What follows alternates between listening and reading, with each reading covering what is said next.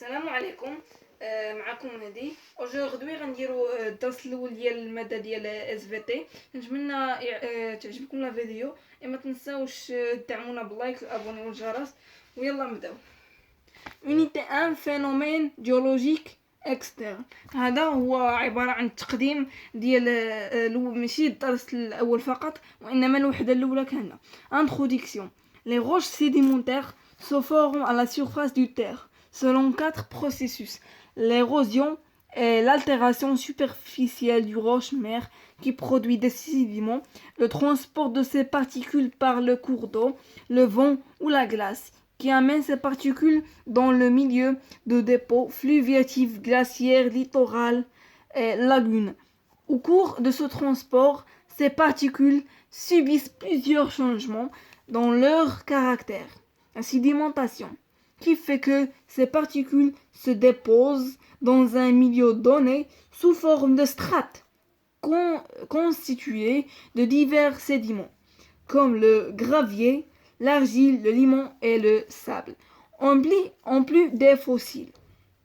Finalement, la diagenèse qui transforme le sédiment en roche sédimentaire. Ces caractéristiques que possèdent les roches sédimentaires permettent de mieux comprendre l'histoire de sédimentation au niveau d'un milieu donné, dans l'objectif de réaliser la carte paléogéographique de ce milieu et de reconstituer l'histoire géologique de la région. On a deux questions. La première, c'est comment réaliser la carte paléogéographique d'une région donnée. La deuxième, c'est quels sont les principes adoptés pour la reconstitution de l'histoire géologique d'une région donnée. On passe à la page suivante. Le cours la réalisation du carte paléogéographique d'un besoin sédimentaire. يعني هو عبارة عن واحد الرسم تخطيطي ديال واحد الخريطة جيوغرافية اللي تتبين لنا ديال واحد المنطقة قديما كيفاش كانت. واش مثلا المثال ديال البلاد ديالنا المغرب، واش كانت في هذا الشكل الجغرافي اللي تنعرفوا عليه حاليا، ولا طرا عليها شي تغيرات اللي ادات انها تولي بحال هكا. L'introduction ديال الدرس. Un sédiment est le résultat d'une histoire complexe dans laquelle interviennent de multiples facteurs. L'un des objectifs de l'étude de la sédimentation actuelle est d'identifier ces facteurs et de détecter leur effet sur la nature et les caractères des dépôts. En supposant que les processus géologiques passé soit identique à ce que l'on observe actuellement. Principe d'actualisme. On peut chercher à reconstituer grâce aux connaissances acquises les conditions d'altération, de transport et de dépôt des sédiments anciens, aujourd'hui à observer sous la forme de roches sédimentaires.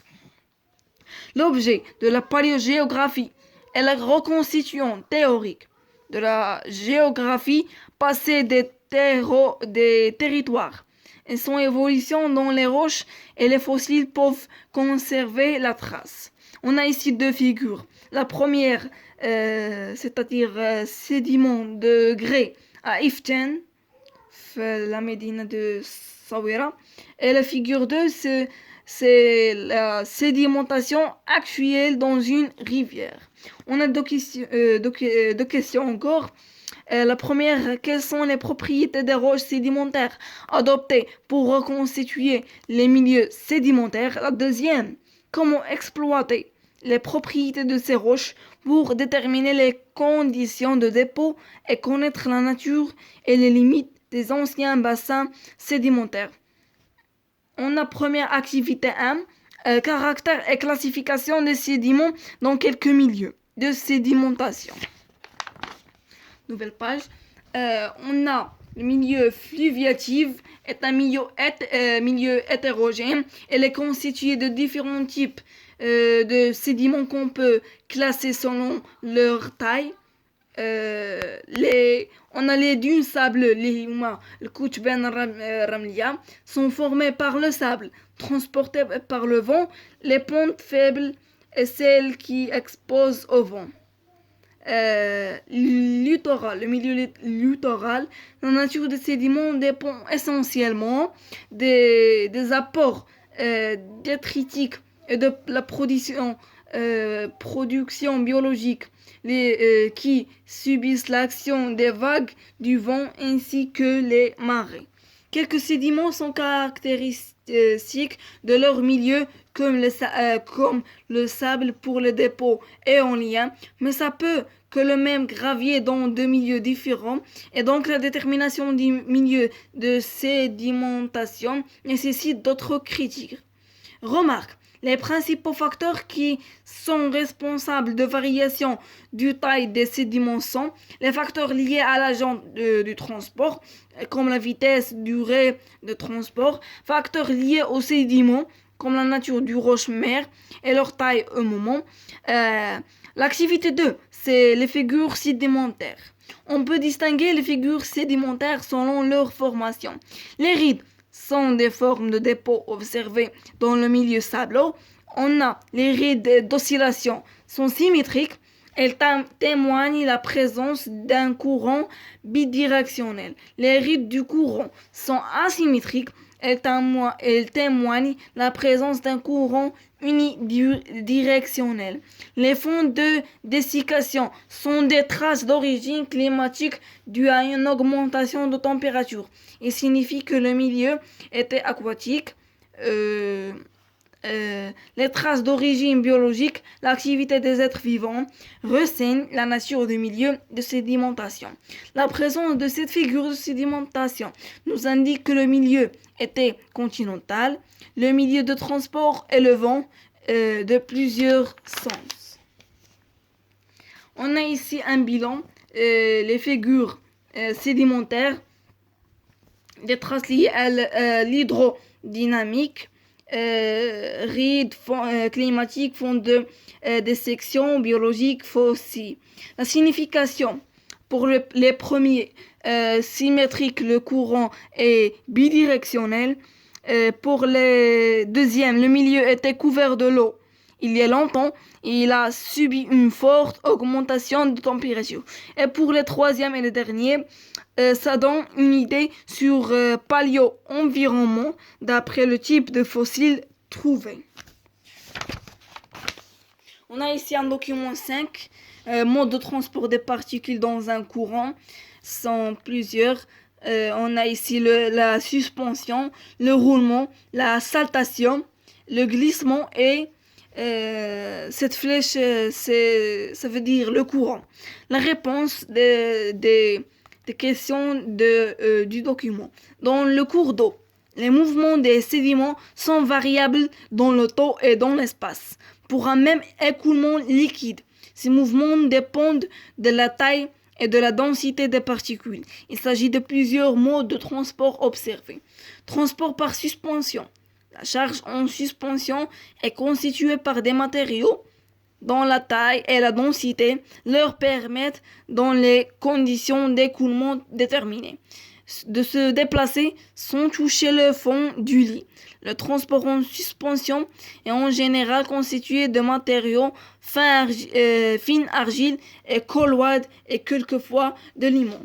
Transport dans le fond, la charge de fond est formée de matériaux trop grossiers, peut être mise en suspension à cause de leur densité, de la vitesse du courant. Ces particules glissent, roulent ou se déplacent par saltation sur le fond du canal.